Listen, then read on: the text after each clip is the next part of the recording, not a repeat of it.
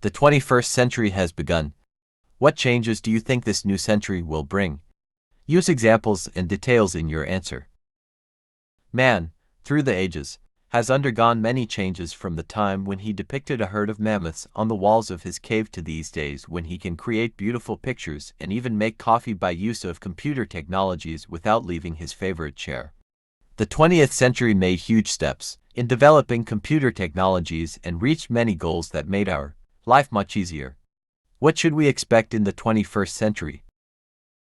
First of all, I think that the pace of our life will speed up.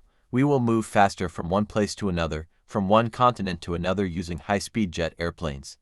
Second of all, I believe that we will be able to do many things that take much time now without leaving our house. Computers will be everywhere, including our clothes. Many people will have chips and many computers inserted in their heads to hold huge amount of information and have a quick access to it.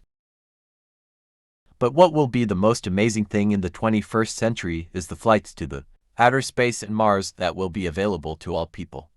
Scientists say that Mars has many things similar to the Earth's. Moreover, they say that with the help of modern technology, people can artificially create conditions that will allow people to live there on the constant basis. To sum up, I am sure that many amazing changes will be brought by the 21st century.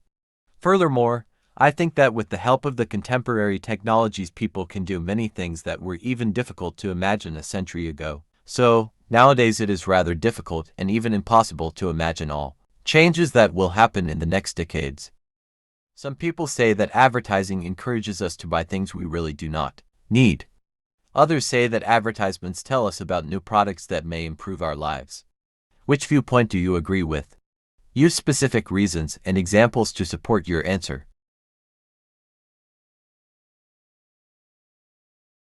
I think that everyone can divide all advertising products and services into useless ones and useful ones. It is like looking through an information desk when you pay attention to those messages that interest you. Take me for example.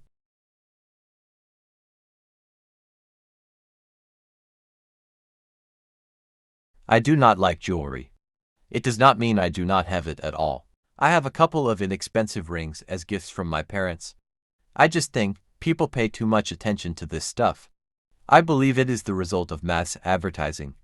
Every day when I am watching TV, listening to the radio, or reading the paper, I notice many ads about getting an expensive ring, chain, necklace, or earrings. From my point of view, these kinds of advertising contaminate people's minds. In this case, you are encouraged to buy things you do not really need. They make you believe you need such products in order to succeed or be happy.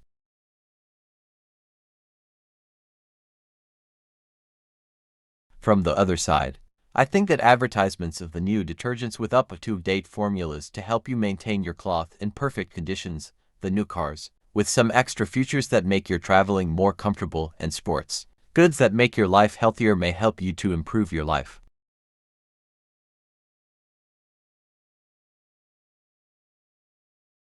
Recently, my husband and I saw an ad on the internet about a very interesting and inexpensive vacation to Japan for a week. Is not it awesome? We like traveling.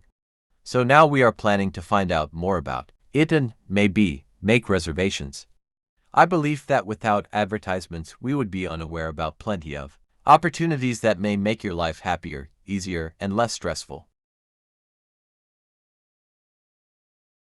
My point is that every person has his own scale of values. So if he is vegetarian, he will consider an ad about meat products useless for him. Do you agree or disagree with the following statement? Advertising can tell you a lot about a country. Use specific reasons and examples to support your answer. Every country has its own culture and traditions. There is no doubt that an advertising campaign conducted in Russia will not have the same effect here in the United States. Let us take, for example, advertisement of food and restaurants. A huge amount of fast food stands suggest their services for breakfast, lunch, dinner, and supper here in Houston. The competition is very strong. Every week you get in your mailbox an envelope with different types of discounts in exchange for visiting them or ordering pizza, watching TV. You are also from time to time invited to visit a restaurant in order to taste some delicious food. It is not because it is easy to make money cooking, but because the demand for such service is high. First of all, people like to go out sometimes to have dinner with friends. Second of all, it is often impossible to drive home for lunch. It can be time-consuming. As for Russia, it is a great tradition to have dinner at home with the family and go to the restaurant for big holidays. Additionally, fast food is not popular in Russia. So, you will see advertisements of yogurts, coffee, dairy products, and juice instead of restaurants and fast food stands. In conclusion, I would like to add that in order to succeed in advertising campaign, especially on the international market, company must know traditions, language, and history of the country. Gifts such as a camera, a soccer ball, or an animal can contribute to a child's development. What gift would you give to help a child develop? Why? Use reasons and specific examples to support your choice. People learn and develop throughout their entire lives. I think that in our modern world it is very essential to be familiar with computer technology. So, if I had a chance to give a child a gift, it would be a computer. I think that computers play an essential role in our lives and they bring many benefits to our society. Moreover, children can learn by use of computers. In the following paragraphs I will give my reasons to support my answer. First of all, by use of computers children can play many games, which help to improve children's ability to think logically, think about their next step, etc. Moreover, playing games develop many important qualities such as attention, patience, persistence, etc. Second of all, computers help children to learn more about anything by use of internet. They can find their friends even from another country. Children will improve their communication skills, gain more knowledge and experience. Also, children have a great opportunity to learn more about other countries, their history, traditions, and customs. Finally, computer skills can help a child to find his or her first job.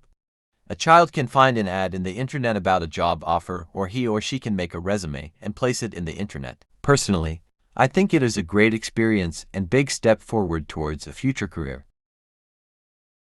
In addition to those practical benefits, computer technology helps children to do their homework faster.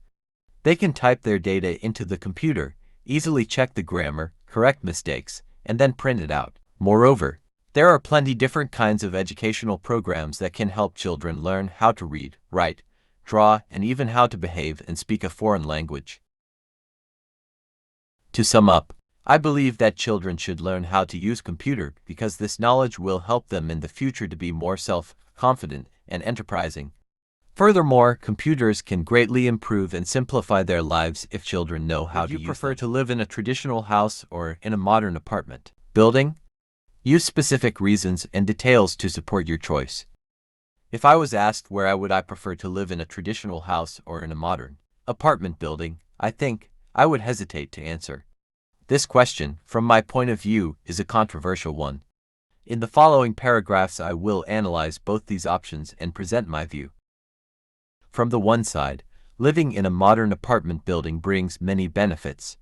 First of all, it is cheaper than living in a traditional house and paying different kinds of fees I am not familiar with. For instance, my friend, who recently bought a new house for his family, said me that it is much easier to live in an apartment, and I tend to believe him when I see his bills. So, living in an apartment will definitely help me to save some money. Second of all, since I live alone, I do not need a big house with many rooms. I just need a bedroom and a living room where I can take my guests and have my workplace. Another important benefit of living in an apartment is that I will not have to buy much cumbersome furniture in order to furnish all rooms. However, living in a modern apartment building can have a few disadvantages too. Firstly, it can be noisy, and secondly, I will not have any privacy outside my apartment, for example, in a pool or gym. From the other side, living in a traditional house have some advantages too. For example, I can have my own pool, gym, and a garden where I can relax and be alone. However, living in a house is usually more expensive and requires more time to maintain a house. For instance, I will most likely have to hire someone to mow my lawn and clean my pool, not to mention all household tasks inside the house. In conclusion, I think at this moment I would prefer to live in an apartment. It can help me save some money and allows me to spend more time studying because I will not have to do many household tasks.